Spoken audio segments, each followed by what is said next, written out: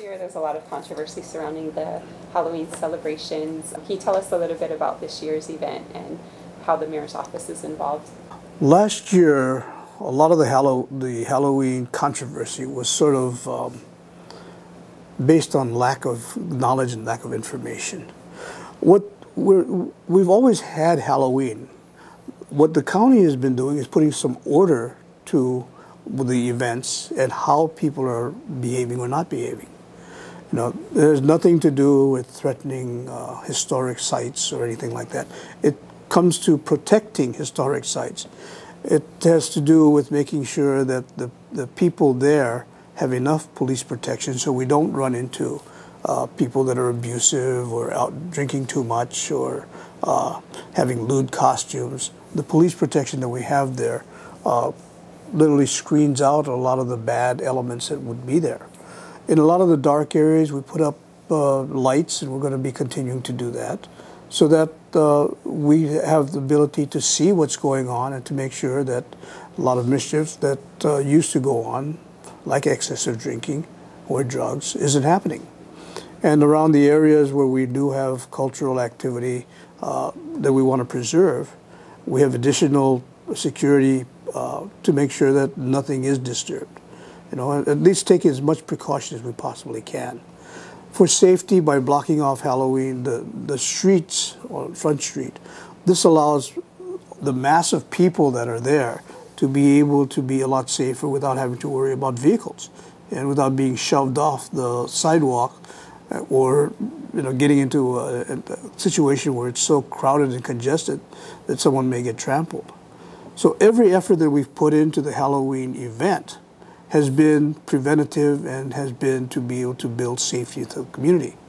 There is nothing that we do currently in trying to make sure that Halloween is going to be better that would be against any kind of a cultural significance or against anything that is what would be considered safer for the community. So we're continuing to do that. We're looking at all of the areas that we saw that may have some flaws in it last year. Some areas were a little bit darker than we wanted. Some areas we need to have a little bit more protection. The transportation system, we need to beef it up a little bit. We were able to close down the Halloween celebration at a reasonable time last year. And we're looking at how we can do that much more efficiently.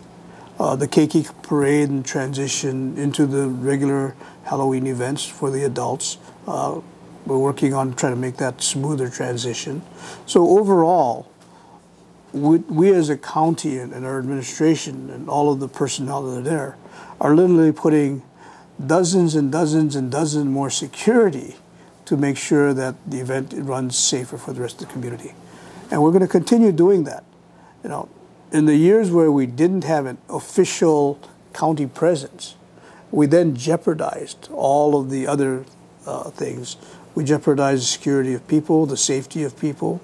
We jeopardized the ability to protect all the cultural artifacts and the cultural sites. And we don't want to do that. So we're going out of our way. This year, I think people are understanding it a little bit better. And last year, when the critics were down there trying to find things that were going wrong, they found that we were controlling it fairly well and managing it a lot better than anticipated. Another aspect in what we're trying to do this year that's a little bit different is that DLNR is getting actively involved in helping with the enforcement as well. So the problematic areas that we had last time, the area behind the library, right up around the harbor area that was a little bit darker and people were trying to go out there and drink outdoors, those will be patrolled by regular DLNR officers who have police enforcement capabilities. So that partnership is also a really good add-on for us. And we're very appreciative that they volunteered to come out and help us. Then overall, I think it's going to be a really nice community event. We expect the event, we anticipate it'll be larger than it was last year. There's even been speculation it may be considerably larger than last year. But we hope that all the effort that's being put in for this past year in preparing for it will allow us to have a much, much friendlier and much more fun Halloween. Is there an estimated number on how many people attended last year and how many people you expect this year? I think they were estimating that we had somewhere around 20 to 25,000 people there last year. And they're expecting that number to grow this year because last year was such a big success. People really enjoyed it. They think it may grow as much as 10,000 or so, but that we won't know until the actual event. But we're preparing to have a lot more people there. And what is the police presence going to be like? Is there The police presence is going to be like it normally is when we have the Halloween event.